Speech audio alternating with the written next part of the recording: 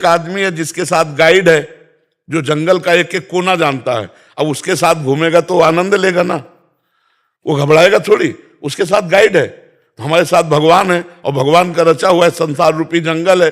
मैं नाम जप करता हूं, नाम जप के प्रभाव से मैं काम क्रोध आदि का सदुपयोग करता हूं।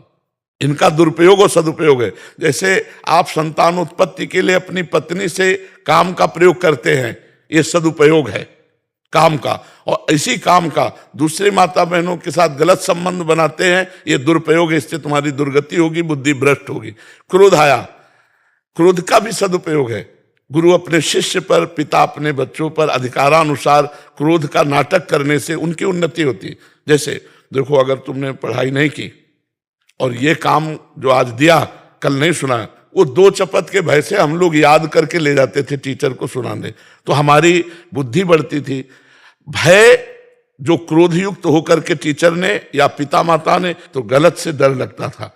तो क्रोध का सदुपयोग, जैसे आप ऑफिसर हैं, किसी पद में हैं, अपने अनुयायियों से आपको ठीक काम करवाना है, तो क्रोध नहीं है पर क्रोध का नाटक करना चाहिए, आपको ऐसा करना पड़ेगा। अब वो भयवश हमारे कार्य को पूरा करेगा, क्योंकि सरकार का भारतीय कार्य कोई कहीं भी हो, चाहे मास्टर हो, डॉक्टर हो, कोई कहीं भी हो, कार्यरत है, उसके अनुयायी हैं, तो उसको क्रोध। हम हर चीज का सदुपयोग करें। जैसे मोह है, केवल अपने बच्चे से मोह, तो दूसरे के बच्चे की हत्या करके अपने बच्चे को सोने का श्रृंगार पहनाने की तुम सोच सकते हो। अगर उसी मोह को विस्तार में फैला दो, पूरा भारत हमारा परिवार है। हर चीज का सदुपयोग है। जहर का भी सदुपयोग होता है। सांप काट खावे तो जहर का इंजेक्शन लगाओ, बच जाएगा।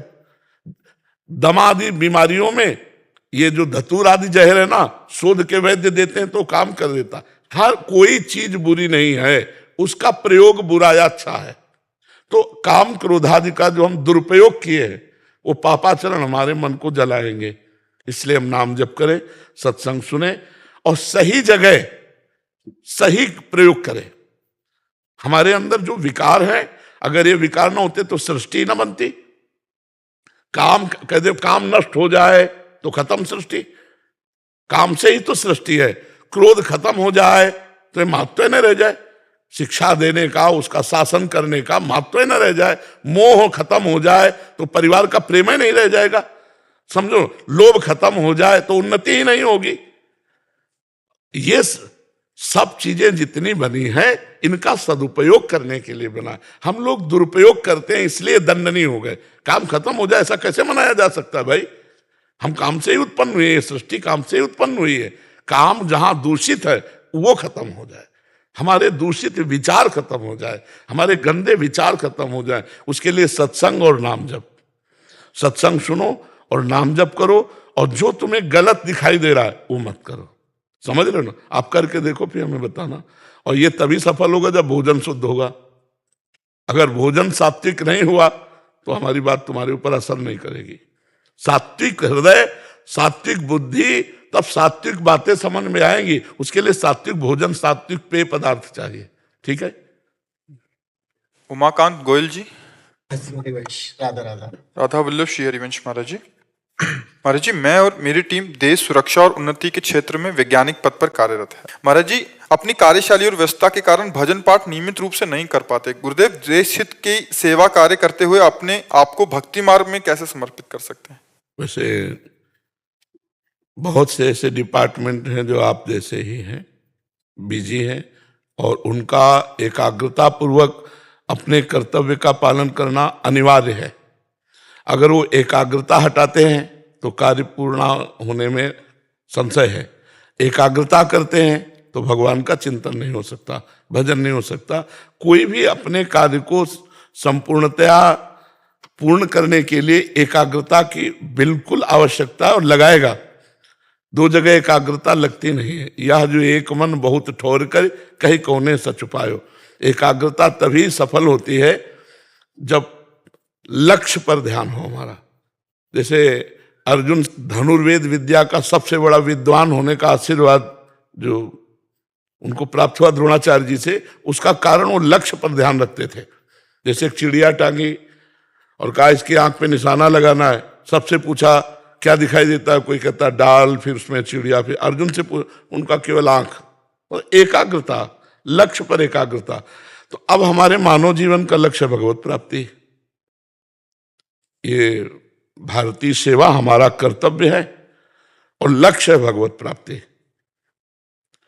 अब ये कर्तव्य रूपी पूजा करते हुए हमें भगवान की प्राप्ति हो जाए, इसके लिए हमको नाम जप साथ में रखना होगा और कर्म समर्पण योग करना होगा। दो बातें समर्पण, जैसे आप 4 घंटे एकाग्रता पूर्वक किसी कार्य में लगे जिसमें आपको एक बार भी भगवान की याद नहीं आई, लेकिन उस 4 घंटे की हुई सेवा को बाद में हाथ जोड़कर, हे प्रभु 4 घंटे से जो मैं सेवा कर रहा था, कार्य कर रहा था, वो आपकी ही सृष्टि का कार्य है और मेरा कर्तव्य, मेरी ड्यूटी है, इसलिए इस 4 घंटे को मैं आपको समर्पित करता हूं। इसे कहते हैं कर्म समर्पण योग।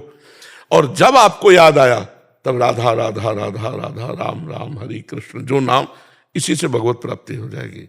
सावधानी ये रखनी है कि शराब नहीं पीना, मांस नहीं खाना, पराई माता बहनों के साथ व्यभिचार नहीं करना। ये 3 बातें हमारी पकड़ लो। 2 बातें नाम जप और कर्म समर्पण योग, 3 बातें परहेज की, पक्का भगवत प्राप्ति हो जाएगी। इस बात को आप समझ लें। और ये आप जैसे बहुत से कर्मनिष्ठ हैं, जैसे हमारे भारतीय सैनिक हैं, कई एजेंसियां हैं, कई ऐसे कार्य प्रणालियां हैं जिनमें बहुत एकाग्रता की आवश्यकता होती है, और वो ऑफिस जाएंगे, एकाग्रता पूर्वक कार्य करेंगे, तभी हमारे भारत की सेवा होगी। तो इसे पूजा मानी जाए, अपने कर्तव्य कर्म को पूजा मानी जाए, और वो पूजा भगवान को समर्पित की जाए। प्रति घंटे के अनुसार से या 6 घंटे या 8 घंटे ऐसे अनुसार से समर्पित की जाए, उसे कर्म समर्पण योग कहते हैं। इससे भगवत प्राप्ति होती है। और जब आपको समय मिले, याद आ गया, तो राधा राधा राधा राधा राधा, फिर कार्य में लगे। फिर समय मिला 1 सेकंड के लिए, राधा, फिर कार्य में लगे। वो अंदर का सुमिरन होता है, निश्चित इससे भगवत प्राप्ति हो। 3 परहेज, पराई माता बहनों की तरफ गंदी दृष्टि नहीं, भोग दृष्टि नहीं, मांस नहीं खाना, मदिरा नहीं पीना। बस जो कर रहे हो उसी से भगवत प्राप्ति हो जाएगी। मान लीजिए, हमारी बात मानने पर ही तो होगा ना। सदगुरु वैद्य वचन विश्वासा और संयम या न विषय के आशा। संयम बता दिया, परहेज 3 ये नहीं करना, और ये 2 करना, इसी से भगवत प्राप्ति हो जाएगी। और आप जैसा प्रश्न हजारों का होगा, क्योंकि वो अलग अलग डिपार्टमेंट में सब एकाग्रता पूर्वक काम करना ही होता है।